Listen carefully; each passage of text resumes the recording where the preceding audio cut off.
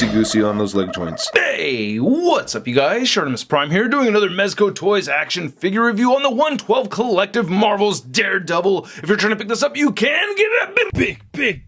Get your big badass toys at BigBadToyStore.com.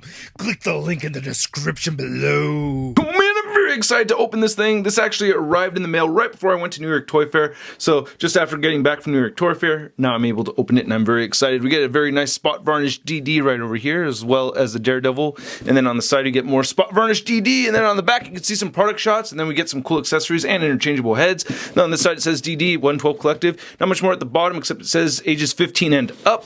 And then when you remove this sleeve right here, we get very similar packaging. It's the same thing except we have this magnet holding this together, and we get this really cool image of Daredevil right there. And then there's the figure inside. Alright, let's get to it and crack this thing open. And here's Daredevil out of the packaging, and I am very impressed with this figure. I had a feeling I was going to like it. I really like this figure a lot, especially this Daredevil radar effect over here. I mean, come on. Have you ever had a Daredevil figure that has had this effect with it? I'm just incredibly pleased with the innovation that Mezco's putting into these figures. This is awesome. I really like the suit a lot. I like this accessory with the wire in between the batons right over there. I think that's really cool. We get multiple head sculpts, a lot of interchangeable hands. So anyway, there's a lot to look at. Let's take a closer look at the accessories, and then we'll take a closer look at Daredevil. Well, actually, why not start with the stand, right? So, hey, not a bad pose, right? I'm kind of happy with that Daredevil pose. But yeah, putting the figure down, you can see we get a clamp right over here. Then we get this radar stand that attaches to this piece, and you just remove that right there.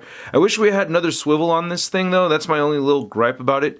But it does hinge up and down right here, and it hinges downward right over there. So yeah, I just wish it had some rotation up here. You do get rotation on this thing, though, and then you also get a hinge right here, another hinge right there, and that ports into the DD, and then you can see how cool this looks. Really nice deco. A little bit of dust right there. Yeah, a little bit of dust right there too. I should clean this up. And I cannot seem to find it at the moment. There's a little port that's supposed to go into this that the figure can stand on. Then here's a closer look at the radar effect. You know, it does have a bit of an orangish hue, but I really like it. I think that's really cool. And you can feel the sculpted rivets right there. You can also hear it. Yep. Very, very nice. Oh, little fun fact, you can plug this into a Figma stand. So if you have a Figma stand, you could use this just like that. And then we get this astounding assortment of hands right over here. We get some fisted hands, we get some baton grabbing hands, we get these two fingers out throwing baton hands right over here, and then we get this throwing baton hand with the pinky out kind of deal. I think that's really neat, right? Very unique Daredevil kind of pose. I like that. And then you get these grabby hands, and then you get these wide open hands. Again, very Daredevil type poses. And I really like how the gloves came out on these. They look very good. It's a very realistic red leathery type of look. That's how I imagine it to be. You get this nice black wash over this dark red.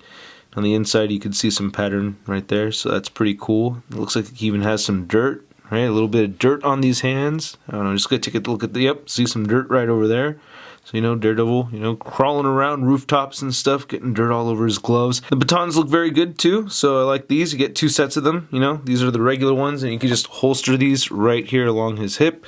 So just swing that and just slide those right through there. That looks really good. I'm liking that. And then, oh, one thing I wanted to mention is I accidentally chipped off some paint from one of the grabby hands right there. I had him in a pose kneeling and holding on to this, and yeah, I took a little paint off. That's a little bit of a bummer.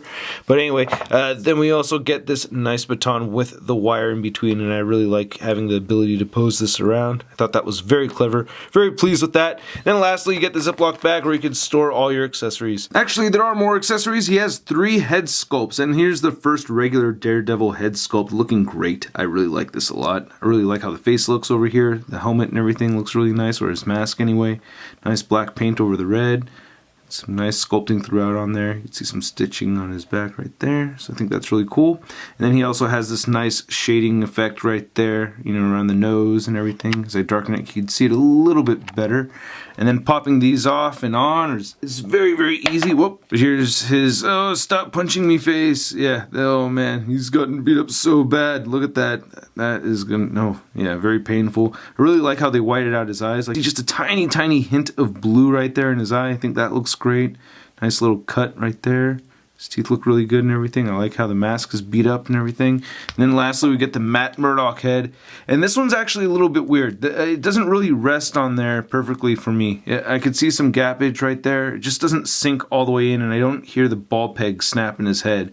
But it doesn't look bad resting on the shoulders to me. I think that actually looks alright. I'm just a little uncomfortable with the way it sits on there. But otherwise, yeah, good looking head sculpt. I like how the hair looks too. Get some nice shading effects and everything in there.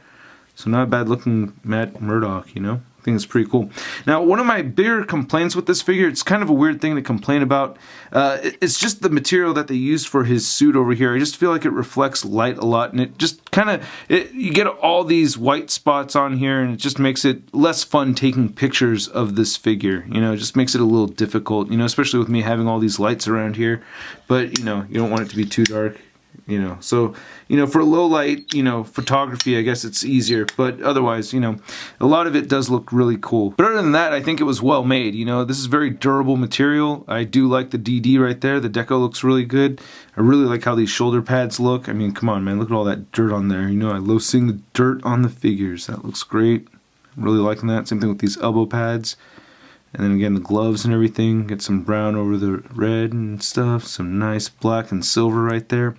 I wish this was a little bit more form-fitting though. I kind of want to press it against the figure because it does have a nice buck body underneath there that could be utilized. So if this was just a little bit tighter, but if it's too tight, then you can't articulate it. So, you know, you gotta take what you can get, you know. But anyway, one other little gripe of mine is see the head came off, but I'm just gonna put the regular Daredevil head on there. I feel like the arms are just a little short. I don't know, I feel like the arms should go a little bit lower than this, maybe. I don't know, should go to mid-thigh, right? That's about mid-thigh. I don't know, I guess I'm being a little nitpicky.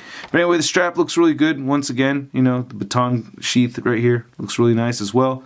Nice knee pads. And then we get really cool looking boots again with the brown dirt. We get some really nice black paint. Man, I really like how these boots look. Very, very shiny burgundy red paint right there. And he does have peg holes at the bottom of his feet. And then looking at the back of the figure, you can see the stitching running right from the culo all the way up to the bottom of his neck. And, you know, I thought this would bother me a lot more than it does, but it really doesn't bug me too much. So I do like the articulation on this guy. I like that you can move the head up all the way. That's pretty sweet. And you can move his head all the way downward that much, and you will get side-to-side movement along with head pivot and neck pivot, which is really nice. You get a butterfly joint in there. You can see it moving forward and back, and it does shift up and down a little bit too. And you can get the shoulder just moving all the way outward that much, lifting up the shoulder pad a little bit. You can see, so that's as far up or outward as it will go. It will go all the way down. You can move the arms forward. You do get a bicep swivel, double jointed elbows inside there, and you get wrist rotation, hinges up and down at the wrist as well. You get the ab crunch moving forward that much, and it will move back that much. You get some diaphragm pivot and rotation at the diaphragm. You also get a waist swivel right here, along with a little bit of waist pivot and some waist crunching forward and back.